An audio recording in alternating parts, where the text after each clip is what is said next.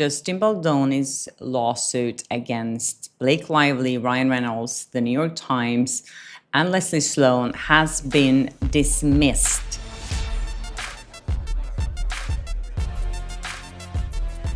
Hi and welcome to Flawsome Talk. I'm Kerstin Flo, and here on my channel I talk about my good and bad experiences in Hollywood and working as an entertainment reporter. I am so sorry to bring this terrible news to everyone that Justin Baldoni's lawsuit against Blake Lively, Ryan Reynolds, the New York Times, and Leslie Sloan has been dismissed by the judge. This information just came out, and People magazine already was the first one to report about it. It says here that Justin Baldoni's $400 million countersuit against Blake Lively and Ryan Reynolds is dismissed by the judge. The judge granted motion to dismiss Justin Baldoni's lawsuit against Blake Lively, Ryan Reynolds, their publicists, and the New York Times.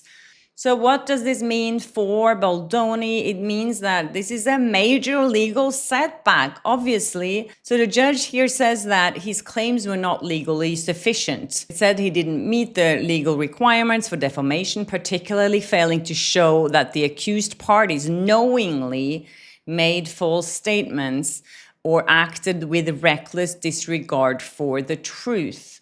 So the judge doesn't think that I don't get it. To me, it was so obvious. So the judge dismissed this one, but not the one from Blake Lively. So that's still on. It says here that despite the dismissal of this countersuit, Lively's original lawsuits alleging SH and retaliation is still moving forward and is scheduled for March 2026. Both Baldoni and Lively are expected to testify.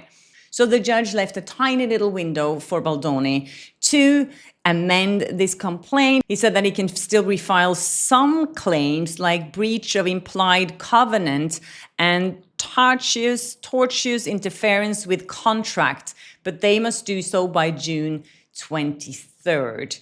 So I guess for now, Ryan Reynolds is off the hook. Surprise, surprise. So the judge says that there is no evidence that Reynolds, Lively, or New York Times knowingly spread falsehoods. Lively's statements in her formal complaint are legally privileged. The judge said Baldoni's claims fail in their entirety. The thing is, when he's dismissing this case like this, I don't think there's much hope for Baldoni to actually receive any form of compensation for what he's gone through. And I think it's going to be really hard for him to amend this complaint.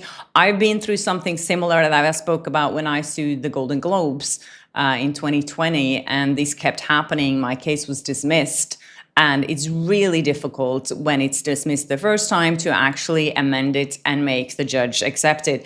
And the thing is, this narrow window that the judge is giving him is really tiny. So this is really upsetting, actually. So now Leslie Sloan is off the hook as well. Though named, there were no strong evidence tying Ryan Reynolds or Leslie Sloan to any knowingly false statements. The judge saw the accusations as unsupported, not meeting defamation standards. I remember I asked two lawyers about this, and they said it's really, really difficult to win any defamation cases in the US. I don't know if the judge actually listened to all these letters that he received, the amicus briefs that he received from all these organizations saying that this case should be dismissed. I find it interesting that he dismissed it today, just a few days after all these 19 organizations told him, if you don't dismiss this, you are basically damaging all cases in the future for Me Too survivors. So maybe that's the reason why he did it, or maybe he just thought that the evidence wasn't sufficient. It says here in the People magazine article, the Wayfair parties have not alleged that Lively is responsible for any statements other than statements in her CRD complaint, which are privileged. Judge Lehman, so if she said anything to defame him in that CRD complaint, they said that's privilege, so it doesn't really count, I guess. Judge Lehman wrote in the opinion, an order filing viewed by People. The Wayfair parties have alleged that Reynolds and publicist Leslie Sloan made additional statements accusing Baldoni of SA, and that the Times made additional statements accusing the Wayfair parties of engaging in a smear campaign.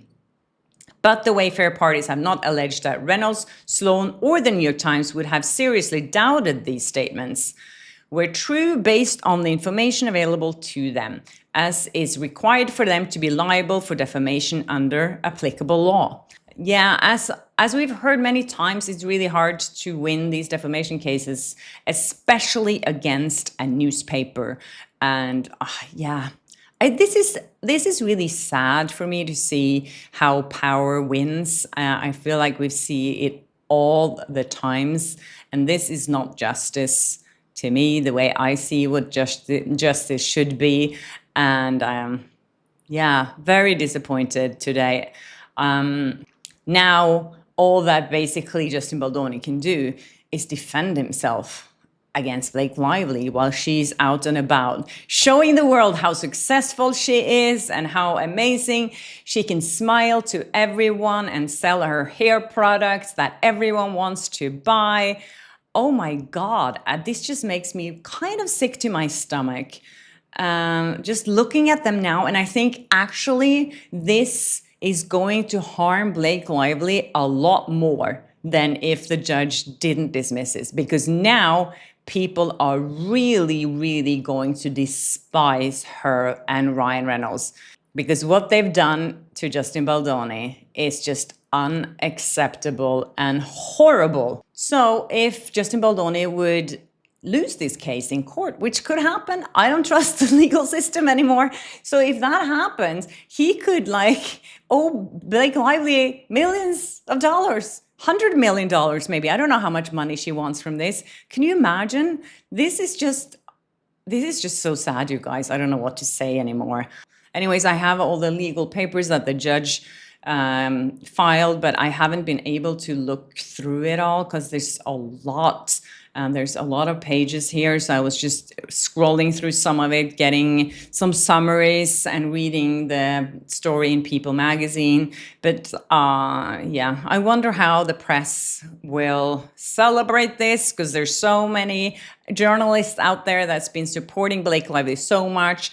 So yeah, this is what it feels like for them to win, I guess. And I think it's. Yeah, let me know what you guys think. This is really, let me know what you guys think. Anyways, thanks for watching this episode, you guys. I really appreciate all your support, and I hope that you will continue supporting Justin Baldoni after this major loss. Well, I'll see you in my next episode, you guys, and I'm so sorry to have brought you this news. Anyways, take care. Bye.